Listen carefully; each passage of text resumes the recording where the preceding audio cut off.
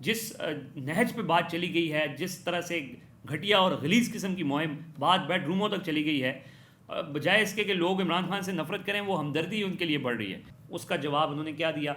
उन्होंने एक press release जारी करवाई कि जी आप कौन होते हैं हमें ये बताने वाले, और आपने इस तरीके से ये क्यों लिखा है, पीले लिफाफे में ये क्यों भेजा है, ये क्यों किया है, वो क्यों किया है। सवाल ये है जो आपका है कि क्या सुप्रीम कोर्ट साफ शफाफ इंतखाबात में कोई किरदार अदा कर सकती है? 100 मीटर की रेस है और इसमें नवाज शरीफ अकेले भाग रहे हैं। अब भी अगर वो नंबर 1 नहीं आते तो फिर क्या होगा?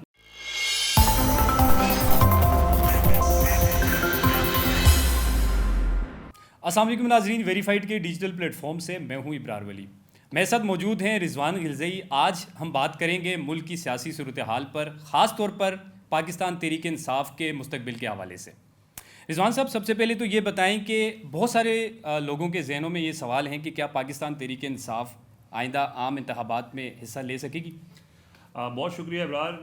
देखें, तहरीक इंसाफ के इंतखाबात में इंतखाबात में हिस्सा लेने के हवाले से जो सवाल है उस पर अभी भी सवालिया निशानी है और कंफर्म नहीं हो सका है। और एक चीज़ ये बिल्कुल तय है, मैंने उस दिन भी लिखा था कि बल्ला होगा तो इलेक्शन नहीं होगा, इलेक्शन हुआ तो बल्ला नहीं होगा। तो इस चीज़ से ये वाज़ेह होता है कि उस वक्त तक तो इलेक्शन नहीं होगा जब तक तहरीक इंसाफ मुकम्मल तौर पर नॉकआउट नहीं हो जाएगी। और उनको टेक्निकली नॉकआउट करने के लिए बहुत सारे प्लान्स हैं। ख़ास तौर पर एक प्लान कि उनसे उनके जो उम्मीदवार हैं उनसे बल्ले का निशान ऐन वक्त में, आखिरी वक्त में वापस ले लिया जाए जब सारे टिकट्स तकसीम हों। उसके बाद जो है वो इलेक्शन कमीशन किसी टेक्निकल रीज़न की वजह से, और वो टेक्निकल रीज़न अब सामने आ भी चुकी है, तहरीक इंसाफ के जो इंट्रा पार्टी इलेक्शन हुए हैं उसके अंदर आपने देखा है कि अकबर एस बाबर उसके ख़िलाफ़ इलेक्शन कमीशन में जा चुके हैं। और ज़ाहिर है कि वो 20 दिन का टाइम दिया गया था पीटीआई को। 20 दिन के अंदर जिस तरह के इंतखाबात हो सकते थे उन्होंने उसी तरह के इंतखाबात करवाए हैं, और बाकी जमातों के इंतखाबात भी इसी तरह ही होते हैं। लेकिन चूँकि पीटीआई के इंतखाबात इलेक्शन कमीशन ने भी उसके ऊपर एतराज़ उठाया था और 20 दिन का टाइम दिया था। मकसद सिर्फ ये था कि इमरान खान इसमें ना हो। इमरान खान ने उसको काउंटर करने के लिए बैरिस्टर गौहर को आगे कर दिया। लेकिन अब इम्कान ये है और प्लान ये है कि इस इलेक्शन को भी टेक्निकल बुनियादों के ऊपर जब कलअदम करार दिया जाएगा तो वो बैरिस्टर गौर बतौर चेयरमैन जो टिकट्स जारी करेंगे वो टिकट्स कैंसिल हो जाएंगे। माजी में इसकी एक मिसाल मौजूद है, जब नवाज शरीफ को पार्टी की सरबराही से हटाया गया था तो उन्होंने पीटीआई उनके जो नून लीग के सेनेटर्स को जो टिकट्स जारी किए थे, वो जब उनको सरबराही से हटाया गया तो वो टिकट्स कैंसिल हो गए। उनके सेनेटर्स बतौर आज़ाद उम्मीदवार उन्होंने इलेक्शन में हिस्सा लिया। वो तो 20-25 लोग थे। अब ये तहरीक इंसाफ के 268 लोग हैं, और ये जो होंगे टिकट्स वाले जो कौमी असम्बली के इंतखाबात होंगे जी जी। तो उसमें आप देखें कि अगर पीटीआई के लोगों के टिकट्स कैंसिल हो जाते हैं और वो बतौर आज़ाद उम्मीदवार हिस्सा लेते हैं, तो आज़ाद उम्मीदवार के तौर पर ज़ाहिर है कि पूरे मुल्क के अंदर तमाम नशस्तों के ऊपर जब बल्ले का निशान नहीं होगा तो ऑब्वियसली एक कन्फ्यूजन भी होगी। अब तहरीक इंसाफ के हर जगह पे 1 से 2 से 3 से 4 उम्मीदवार जो हैं वो इलेक्शन में कॉन्टेस्ट करेंगे, मतलब बैकअप के तौर पे। ठीक है। फिर उनके दरमियान आपस की लड़ाई है, एक कहेगा जी मैं उम्मीदवार हूँ, दूसरा कहेगा मैं उम्मीदवार हूँ, मैं कब कागज़ वापस नहीं ले रहा। एक ही सेंट्रलाइज्ड पूरे पाकिस्तान में उन तमाम हलकों के ऊपर कंट्रोल करना भी एक मुश्किल काम होगा। फिर उसके अंदर जब ज़ाहिर है कि जब आप आज़ाद उम्मीदवार बन जाएंगे तो आज़ाद उम्मीदवारों को मैनेज करना, कंट्रोल करना भी आसान होगा।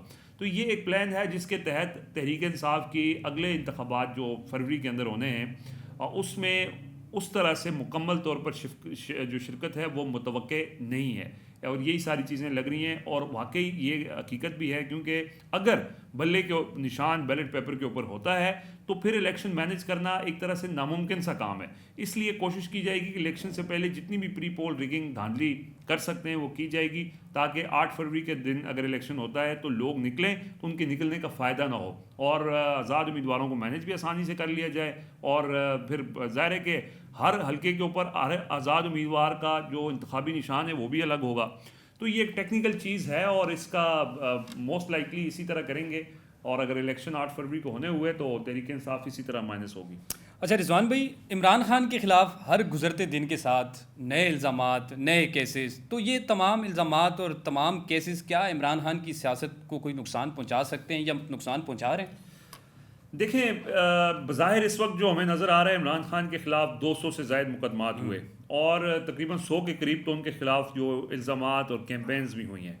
लेकिन उस सब के बावजूद इमरान खान की जो सियासी मकबूलियत है वो किसी तौर पर कम नहीं हो सकी है। तो अगर ये कहा जाए कि उनकी सियासत को कोई नुकसान पहुंचा है तो ये बात तो ठीक नहीं है कि कोई सियासत को उनकी नुकसान पहुंचा, उनको तो उसका फ़ायदा ही हुआ है। लेकिन बात यह है कि इमरान खान की ये जो मौजूदा मकबूलियत है जो हर गुजरते दिन के साथ बढ़ती जा रही है, उनके ऊपर जितने भी ये केसेस आ रहे हैं, नए केसेस आ रहे हैं, जितने भी इल्ज़ामात आ रहे हैं, वो बजाय इनके कि उनको हर्ट करें या उनकी मकबूलियत में कमी लाएं, वो मकबूलियत में इजाफे का बायस ही बन रहे हैं। और अब जब जिस नहज पे बात चली गई है, जिस तरह से घटिया और गलीज़ किस्म की मुहिम बात बेडरूमों तक चली गई है, उसमें इस वक्त पाकिस्तान के जो लोग हैं वो देख रहे हैं और उसमें हमदर्दी जो है वो बजाय इसके कि लोग इमरान खान से नफरत करें, वो हमदर्दी उनके लिए बढ़ रही है। तो वो तो अपनी इस वक्त मकबूलियत की मेराज के ऊपर हैं। हाँ, उनकी जो सियासत है उसको इस वक्त ख़त्म करने के लिए बज़ाहिर तो सियासत आपकी तभी ख़त्म होती है जब आपका वोट बैंक ख़त्म होता है। वोट बैंक तो ख़त्म नहीं हो रहा, अब उसको सियासत को टेक्निकली ख़त्म करने के लिए ये सारी कोशिशें की जा रही हैं। और ये बिल्कुल आप देखें कि उसमें सारे इदारे, इलेक्शन कमीशन हो, अदालतें हों, बाकी जितने भी इदारे हों, वो हर तरह से उसको सपोर्ट कर रहे हैं और पूरी तरह कोशिश कर रहे हैं कि इमरान खान की सियासत को ख़त्म कर दिया जाए। लेकिन सियासतदानों की सियासत, वो इमरान खान हो या कोई भी सियासतदान हो, वो इस तरह ख्वाहिशात पे या कैंपेन्स पे या किसी तरह भी ख़त्म नहीं की जा सकती। वो उसी दिन ख़त्म होगी जब लोग उनके साथ नहीं होंगे, लोगों की सपोर्ट उनके साथ नहीं होगी। एज़ लॉन्ग एज़, हाँ, वक्ती तौर पर इस वक्त उनकी सियासत एक तरह से ख़त्म इसलिए हो चुकी कि उनकी पार्टी कि सारे लोग चले गए, सारे जो उनके सीनियर सियासतदान थे वो छोड़ के चले गए। इमरान खान खुद जेल के अंदर हैं, पार्टी को सियासत करने की इजाज़त नहीं है, यानी कोई पॉलिटिकल एक्टिविटी उनकी पार्टी नहीं कर सकती है। अगर करते हैं तो लोगों के खिलाफ मुकदमे हो जाते हैं। तो अगर प्रैक्टिकली देखा जाए और ज़ाहिर जो इस वक्त नज़र आ रहा है, तो इमरान खान की सियासत तो उसको उन्होंने कंट्रोल कर लिया है, लेकिन जो उनकी हिमायत है, जो सपोर्ट है, वो किसी तौर पर भी कमज़ोर नहीं हो रही है। और ये उस वक्त तक नहीं कम होगी जब तक खुद इमरान खान जो है वो अपनी सियासत को नुकसान नहीं पहुंचाएंगे। जिस तरह से नवाज शरीफ ने अपनी सियासत को नुकसान पहुंचाया, डील करके बैकडोर रास्तों से उन्होंने इक़्तिदार में आने की कोशिश की, और उसमें आपने देखा कि उनकी इस वक्त जो मकबूलियत है वो आपके सामने है। लिहाजा इमरान खान जो है वो अपनी मकबूलियत के ऊपर कंप्रोमाइज़ नहीं करेंगे। उन्होंने कह दिया, आपने देखा कि 2 रोज़ पहले जब वो समात हुई है डाला जेल के अंदर और सहाफ़ी भी वहाँ पर मौजूद थे, तो वहाँ पर उनका सिर्फ एक ही पैगाम था कि मैं जेल में रहना प्रेफर करूंगा बजाय इसके कि मैं डील करूं। मैं अपनी लोगों को मायूस नहीं करूंगा, उनसे बेवफाई नहीं करूंगा। इसका मकसद ये, मतलब ये है कि, और इमरान खान से सवाल भी हुआ, साकिब बशीर ने उनसे ये सवाल पूछा था कि आपको जेल में लंबा अरसा रखने का प्लान है, तो उन्होंने कहा इससे मुझे कोई फ़र्क नहीं पड़ता। अब जब उनको जेल में रहने से फ़र्क नहीं पड़ता, उनके खिलाफ केसेस हैं, एक केस ख़त्म होता है दूसरा आ जाता है, उससे उनको कोई फ़र्क नहीं पड़ता। उनके खिलाफ इल्ज़ामात हैं, जो इल्ज़ामात ना सिर्फ उनकी ज़ात के हवाले से हैं बल्कि उनकी फैमिली के हवाले से, उनकी अहलिया, कोई बंदा उससे महफूज नहीं रह सका। देखें, ये चीज़ इंसान को तोड़ती है ना। आपको स्पिरिचुअली या इस तरह कमज़ोर करने के लिए ये सारी हिट्स की जाती हैं। लेकिन उसके बावजूद भी वो शख्स कह रहा है कि इन सारी चीज़ों से उसको कोई फ़र्क नहीं पड़ता। अब इसके बाद पीछे कोई ऑप्शन रह नहीं जाता, तो लिहाजा यही है कि वो लंबा अरसा जेल में रहेंगे। जितना अरसा वो जेल में रहेंगे इतने वो मकबूल होते जाएंगे, लिहाजा वो चीज़ किसी तौर पर भी कम नहीं होगी। हाँ, बाहर जेल से बाहर जो सियासत है वहाँ पे उनको टेक्निकली नॉकआउट करने के लिए जिस तरह सारे इदारे जो हैं वो एक पेज के ऊपर नज़र आ रहे हैं, तो उसमें फिर बाज़ाहिर यही है कि इस वक्त वक्ती तौर पर उनकी सियासत जो है वो ऑब्वियसली उनको नुकसान 9 मई के बाद उनकी सियासत को पहुंचा ही है, लेकिन he can always come back. वो किसी भी वक्त सूरत हाल बदलेगी, उनके पास पब्लिक की सपोर्ट है, वो अवाम में आएंगे, अपनी सियासत को दोबारा ज़िंदा करेंगे और फिर दोबारा इक़्तिदार में भी आ सकते हैं। बिल्कुल।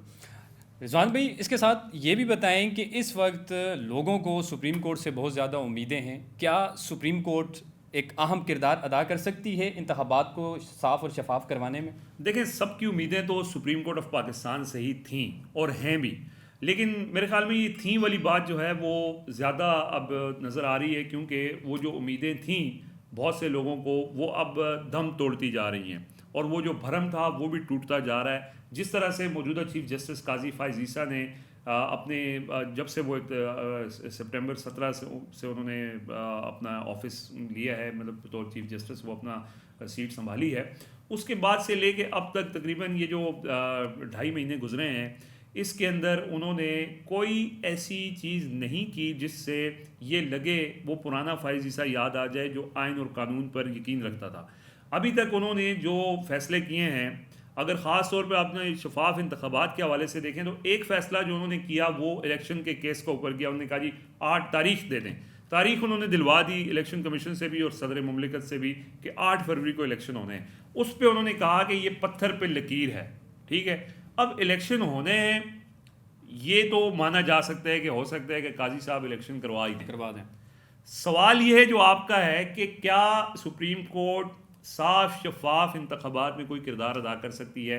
साफ शफाफ इंतखाबात में किरदार अदा करने के हवाले से इमरान खान ने उनको एक ख़त लिखा और उन्होंने ये कहा कि हमें लेवल प्लेइंग फील्ड नहीं मिल रही, हमारे बंदे उठाए जा रहे हैं, हमें पॉलिटिकल एक्टिविटीज़ करने की इजाज़त नहीं है, हम जबरी गुमशुदगियाँ हो रही हैं, तो आप इस पर हमें इंसाफ दें।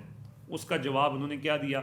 उन्होंने एक प्रेस रिलीज जारी करवाई कि जी आप कौन होते हैं हमें ये बताने वाले, और आपने इस तरीके से ये क्यों लिखा है, पीले लिफाफे में ये क्यों भेजा है, ये क्यों किया है, वो क्यों किया है। मतलब कभी सुप्रीम कोर्ट किसी दरख्वास्त के उसमें बजाय इसके कि वो उसको मुकर्रर करे या ना मुकर्रर करे, उसके टेक्निकल एस्पेक्ट्स के ऊपर बात करे, एलामिया जारी करना, प्रेस रिलीज जारी करके रद्दअमल देना, इससे ये इंडिकेट होता है कि वो इसमें संजीदा नहीं है। और वो जो साफ शफाफ इंतखाबात का तकाजा जो उन्होंने इमरान खान ने उनसे किया है उसमें भी वो संजीदा नहीं है। दूसरा, एतजाज़ एहसन साहब ने एक इसी तरह की पिटीशन की और उसके अंदर उन्होंने यही कहा कि लोगों को उठाया जा रहा है, सारा कुछ किया जा रहा है, उसका भी रजिस्ट्रार ने एतराज़ लगा के भेज दिया, वो समात अभी तक मुकर्रर नहीं हो सकी है।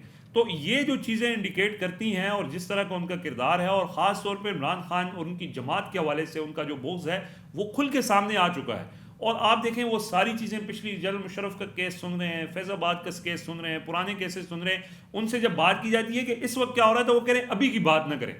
तो उनके जो करीबी लोग भी हैं, आपने देखा सत्तूर भी और अदील सरफराज वगैरह भी, वो भी अब खुल के बात कर रहे हैं। वो कह रहे हैं कि यार हाँ ये काजी साहब क्या लेगेसी छोड़ के जा रहे हैं, मतलब इतना वक्त तो नहीं है। लेकिन ये बात तय है इब्रार साहब कि अगर इंतखाबात होंगे तो वो काजी फ़ायज़ ईसा साहब के दौर के अंदर ही हो सकते हैं, क्योंकि इसके बाद जो चीफ़ जस्टिस आने जस्टिस एजाजुल हसन वो शायद इस तरह मैनेज नहीं हो पाएंगे। तो लिहाजा अभी इंतखाबात लग यही रहा है कि काजी साहब आंखें बंद कर देंगे और कहेंगे 8 फरवरी को इंतखाबात करवाएं, मैंने इंतखाबात करवा दिए। कैसे हुए इंतखाबात, उनके इंतखाबात की वैलिडिटी क्या है, उसकी अहमियत क्या है, उसकी कानूनी पोजीशन क्या है, लोगों को उसमें जो पार्टिसिपेशन की इजाज़त दी जा रही नहीं जा रही, वो कहेंगे ये मेरा मसला नहीं है, मैंने 8 फरवरी को इंतखाबात करवा दिए हैं। और इसी तरह जैसे कहते हैं कि दबड़ कुसड़ में इंतखाबात हो जाएंगे और वो जिस तरह उन्होंने अभी इस वक्त जो पाकिस्तान की सूरत हाल है उस पर आंखें बंद की हुई हैं, उस पर भी आंखें बंद कर लेंगे। ऐसा ही है। रिजवान भाई, आखिरी सवाल आपसे ये है कि नवाज शरीफ वज़ीर आज़म बन जाएंगे, क्योंकि बहुत सारे लोग ये बातें कर रहे हैं कि नवाज शरीफ के हाथ भी कुछ नहीं आएगा। देखें, बहुत सारे जो पॉलिटिकल कमेंटेटर्स हैं वो ये बात कर रहे हैं कि नवाज शरीफ साहब जो है उनके साथ भी हाथ हो जाएगा। जैसे आपने कहा कि उनके हाथ कुछ नहीं आएगा, तो वैसे तो इस वक्त ये लग रहा है, कल बड़ी ज़बरदस्त काशिफ अब्बासी साहब ने एक तबसरा किया, उन्होंने कहा जी ये 100 मीटर की रेस है और इसमें नवाज शरीफ अकेले भाग रहे हैं, अब भी अगर वो नंबर 1 नहीं आते तो फिर क्या होगा। तो अभी भी उम्मीद लोग ये बात कर रहे हैं कि हो सकता है कि नवाज शरीफ साहब जो हैं, क्योंकि पीपल्स पार्टी की भी ये राय है और भी लोगों की ये राय है कि नवाज शरीफ जो है वो शायद वज़ीर आज़म ना बन सकें। लेकिन देखें, इस वक्त अगर ये 8 फरवरी के इलेक्शन होते हैं तो इस वक्त इमरान खान तो नहीं होंगे। इमरान खान नहीं होंगे तो दूसरा ऑप्शन नवाज शरीफ की सूरत में मौजूद है, इसी वजह से उनको लाया गया, प्रोटोकॉल के अंदर लाया गया, सारे केसेस उनके ख़त्म किए गए। वो चीज़ें इंडिकेट करती हैं। और वैसे पाकिस्तान में जो रिवायती तौर पे देखा जाता है कि पहले पता चल रहा है जी वज़ीर आज़म अगला कौन होगा, उस हिसाब से नवाज शरीफ ही बन रहे हैं और चीज़ें उनके लिए आसान हैं। वोट वो कहाँ से लेके आएंगे ये अभी एक सवाल है, लेकिन वोटों से कहाँ हुकूमत बनती है इब्रार साहब इस मुल्क में। बिल्कुल।